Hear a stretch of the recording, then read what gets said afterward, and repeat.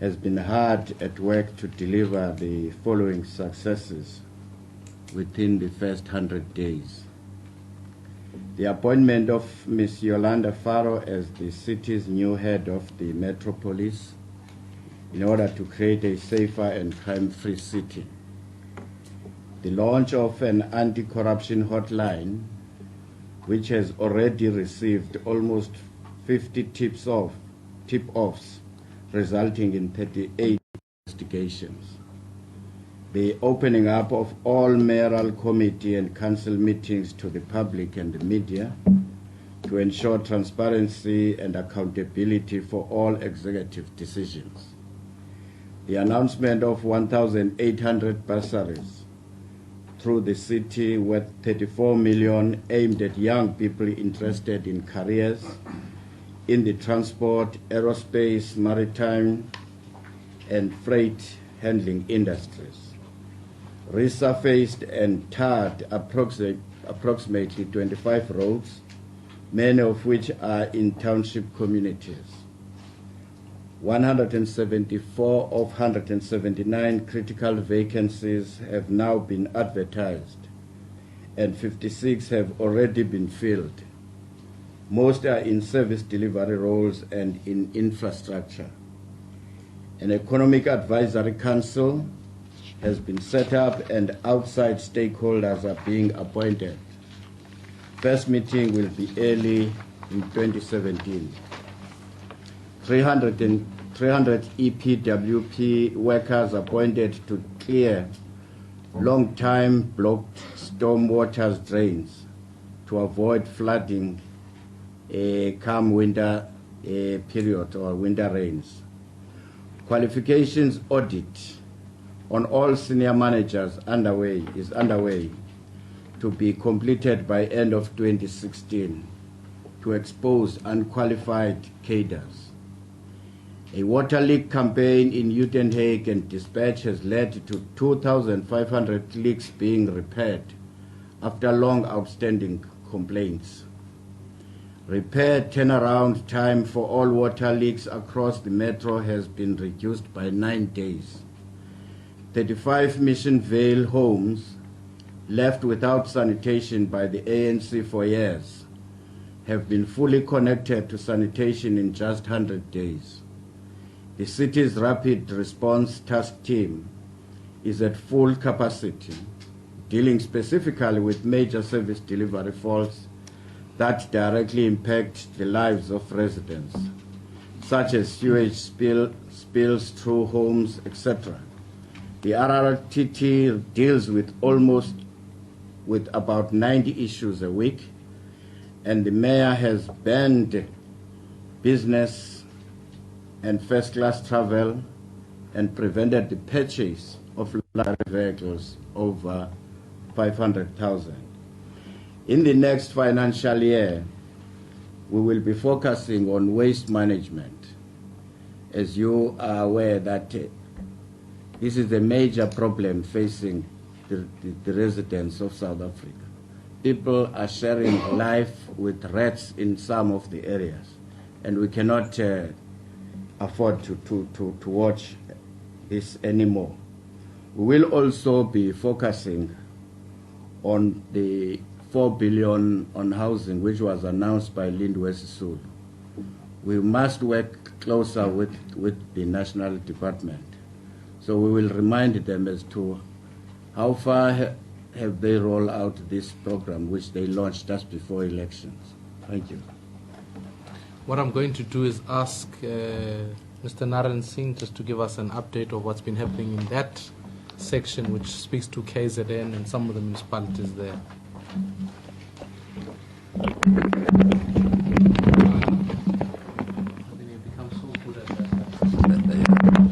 Pick all up. Well, thank you very much. Well, for the IFP, looking back at the last 100 days of this cooperation agreement that we've had with the other parties, we are convinced that we did the right thing for the right reasons. And our overriding concern was to secure good governance, service delivery, and an end to corruption. We sought the best political formula to achieve this in every municipality. And as you would already know, in KwaZulu-Natal we have 7 municipalities that we run outright. We have a cooperation agreement that we signed with the DA and the support of the EFF to run 4 other municipalities in KZN. We've had our fair share of challenges, but not insurmountable, because we have a structured way of dealing with each other at a leadership level whenever challenges that cannot be put at a local level arise. One of our concerns is that 2 municipalities in KZN have still not been constituted. That's Ngutu and Mzanyati. And we feel largely because the MEC, the ANC MEC there, has been using this as a pawn to ensure that the ANC can still get back into power. We do know that the NCOP has approved Section 139(1), where there's administration in those 2 municipalities, but sooner rather than later, we believe we have the numbers, as we do. We do have the numbers with our partners to be able to run those municipalities outright. So once again, as the IFP, so far so good.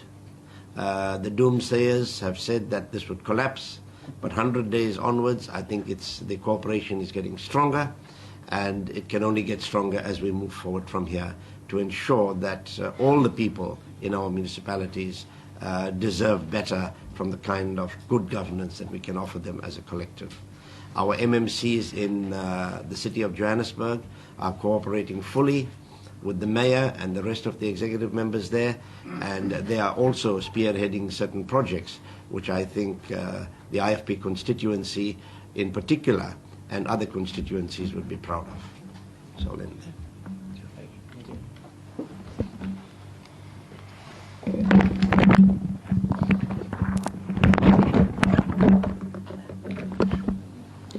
Don't abuse ANN 7, please.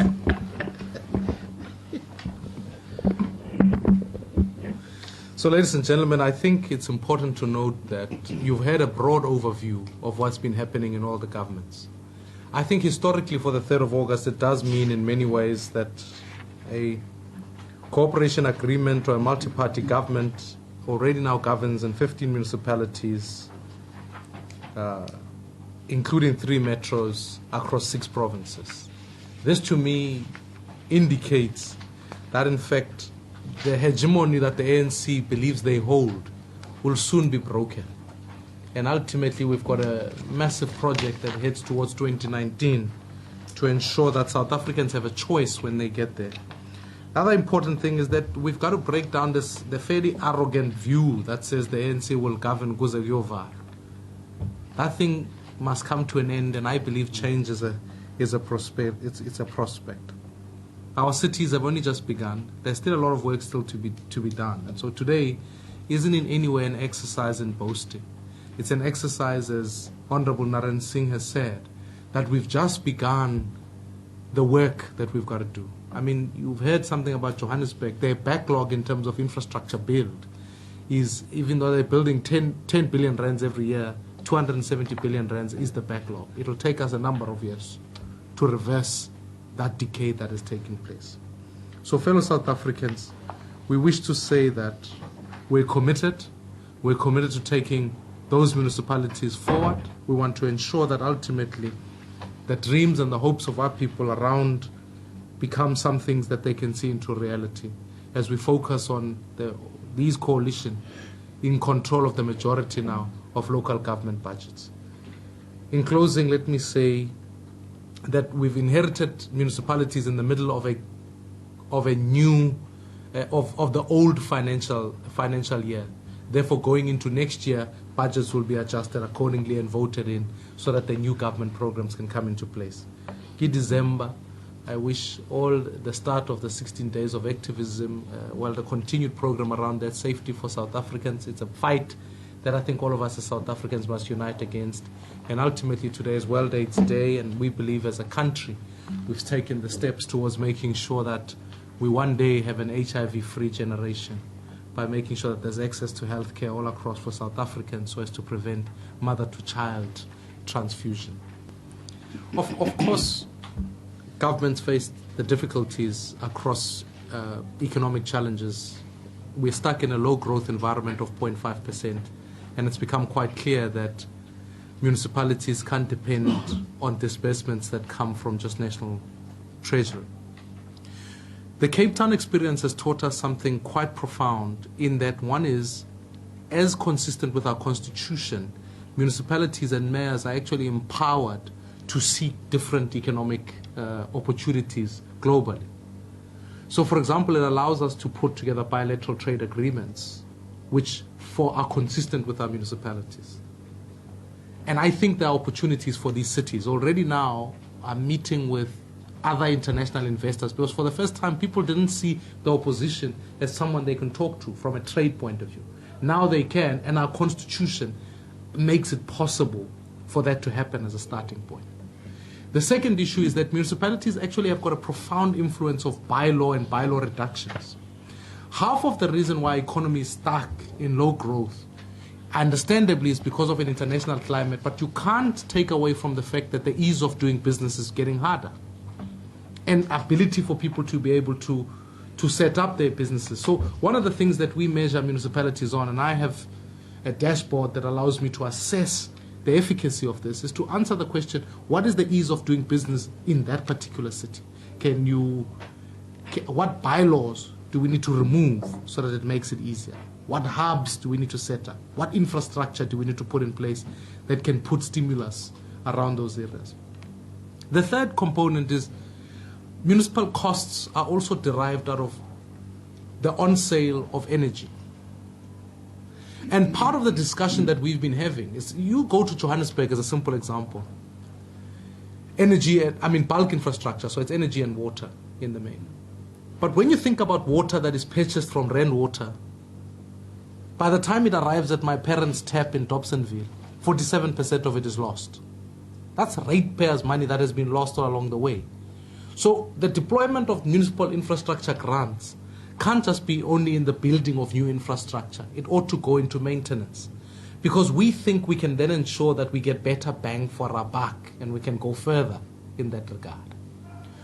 And also coupled with that, there is a strong move, certainly amongst local government. It's a position that we are wanting to explore, is how do we become more effective at energy security at local government level? By introducing, in partnership with national government, how do you ensure that so for example, waste management and the conversion of biofuel into energy is a conversation that municipalities are having. And I think that's a position that we must advance, because what that will mean is that from an on-sale of energy point of view, the municipalities aren't just simply dependent on Eskom. It derives a new income level, so that the dependence isn't simply on make grants. So there is a conversation taking place about how do you secure cities, and I believe fundamentally cities are the future for economic growth. We must talk about cities for jobs. We must talk about cities as the focal points, because when you go to Nelson Mandela Bay, we must answer the fundamental question that, in partnership with national government, what are you doing with that port in Nelson Mandela Bay? Can you make it such that the traffic in that port is increased so that it creates more jobs even in the municipality itself?